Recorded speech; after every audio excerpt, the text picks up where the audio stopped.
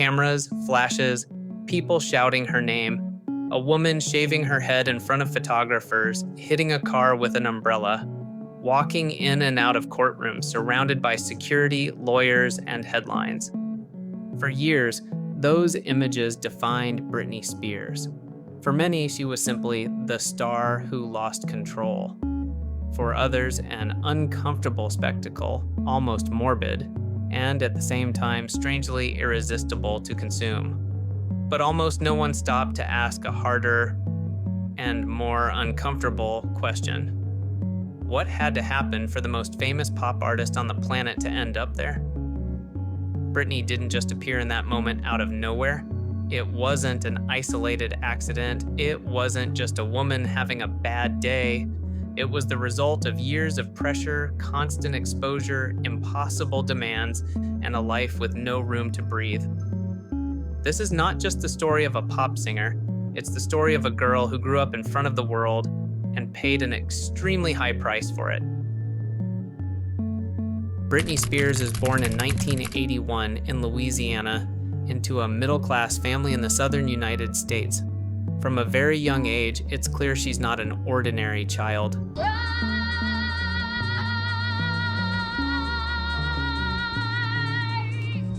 You always bow. Who taught you that? Mom always used to tell me every time I bow. Just say bow. I mean, every time you sing, bow. She sings, she dances, she acts. She has a natural ease on stage that draws everyone's attention. While other kids play, she rehearses. While others rest, she repeats choreography. While others make mistakes in private, she learns to do it in front of judges and cameras. Her mother sees talent. The people around her see an opportunity. She starts in local competitions. Then come bigger auditions, trips, hours of waiting, test after test, until Disney appears. The Mickey Mouse Club. There, she shares the screen with other kids who would also become famous. Justin Timberlake, Christina Aguilera, Ryan Gosling. But while many experienced it as something fun, for Britney, it was already a work routine. Schedules, rehearsals, pressure, forced smiles. Her childhood starts to revolve around other people's expectations. She wasn't growing up to discover who she was. She was growing up to perform, to deliver, to not fail. By the late 1990s, the industry is looking for a new face for teen pop, and Britney fits that role perfectly. The first big impact comes with Baby One More Time. In the video, Britney appears as a 16-year-old girl dressed as a Catholic school student, dancing and singing in the school hallways. The image becomes instantly iconic and also extremely controversial. Within weeks, the song reaches #1 in the United States. Britney hits the #1 spot on the Billboard Hot 100. It's not just a hit, it's a coronation. Overnight, she stops being a promise and becomes the new face of global pop. The problem is that this success arrives when she's still practically a teenager and the character starts to weigh more than the person. The machine kicks into motion. Albums, tours, interviews, campaigns, magazine covers. Britney is no longer just a singer. She is a global brand. But before we move on, there are 3 early warning signs that today look very different. 1. From a young age, Britney was hypersexualized by the media, but at the same time judged for everything she did. She was desired, watched, commented on, and punished in public. An icon and a permanent target. 2. Many of her interviews were openly invasive. They asked her about her body, her virginity, her relationships, her private life. All live, all in front of millions, all without any filter. I would just say that you have babies at home and you have a wife, and if you don't, you have to realize that we're people. 3. While the world saw her as a perfect product, her privacy practically didn't exist. There was no rest. There was no refuge. Every mistake was amplified as if it were a global scandal. The pressure wasn't a possibility, it was part of the invisible contract. Her relationship with Justin Timberlake pushes her even further into the center of pop culture. They become the golden couple of the early 2000s.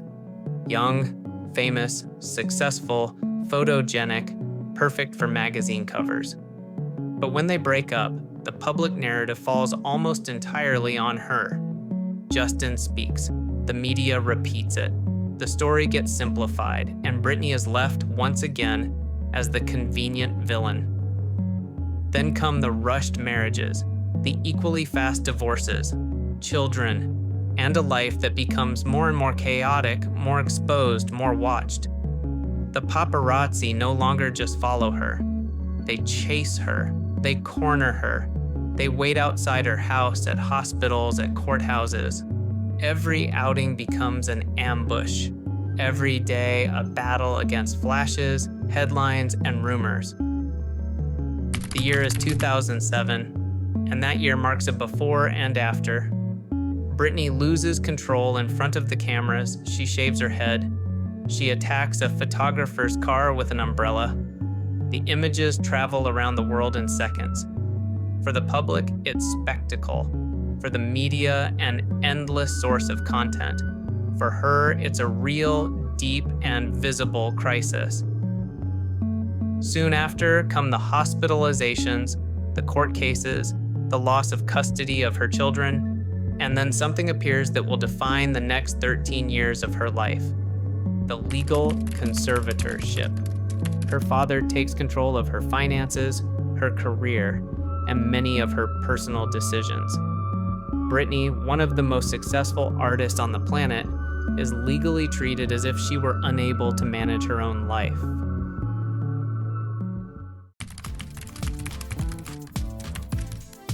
One, while she was under the conservatorship, Britney kept working, recording albums, and going on massive tours. She generated millions of dollars, but she had no real control over her own money or over basic decisions in her life. 2, for years, Britney was forced to perform in shows like her Las Vegas residency even when she said she wasn't well. In private, she asked to stop. In public, she smiled and walked onto the stage. For the business, she wasn't a person in crisis. She was a product that couldn't stop. 3. On social media, Britney started communicating in a strange way. Repetitive dances, cryptic messages, videos that seemed to say nothing, but that many fans interpreted as hidden cries for help. She couldn't speak freely, so she started speaking in code. As the years go by, something starts to make fans uncomfortable. Britney keeps working. She keeps recording albums. She keeps going on massive tours. But every time she appears in public, there's something strange in her eyes, in the way she speaks, in what she can and cannot say. On social media, strange messages begin to appear. Videos where she seems to ask for help without saying it directly. Statements in court that sound rehearsed. Interviews where she avoids certain topics with a fear that can no longer be hidden. This is how the hashtag Free Britney movement is born. At first, many people see it as an exaggeration, as a conspiracy theory created by obsessed fans. But over time, the pieces start to fit together.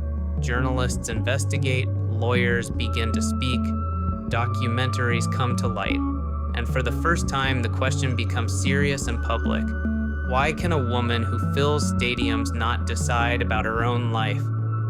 It starts to become known that Britney doesn't control her money, that she can't decide about her own body, that she can't choose who to work with, when to rest, or even when to take a break. Meanwhile, she keeps generating millions of dollars for the same system that claims to protect her. The contrast is brutal. One of the most successful artists in the world, legally treated as if she were unable to manage her own existence.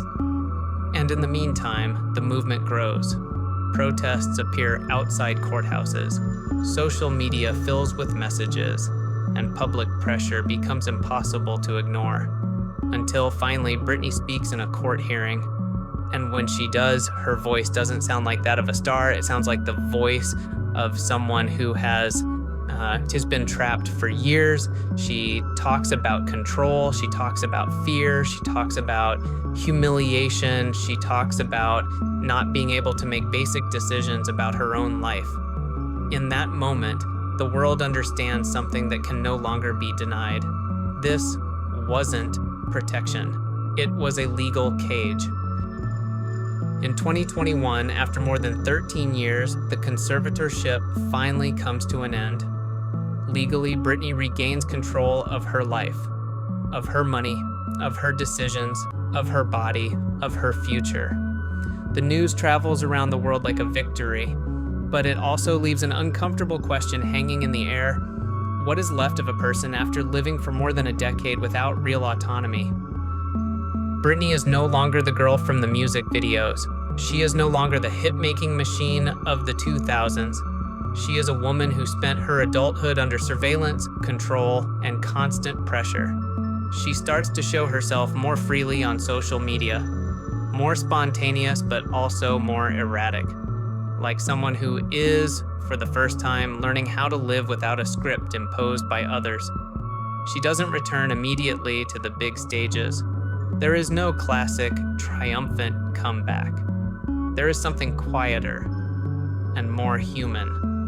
There are attempts to rebuild. There is a need for privacy. There is a search for an identity outside the character that followed her since adolescence.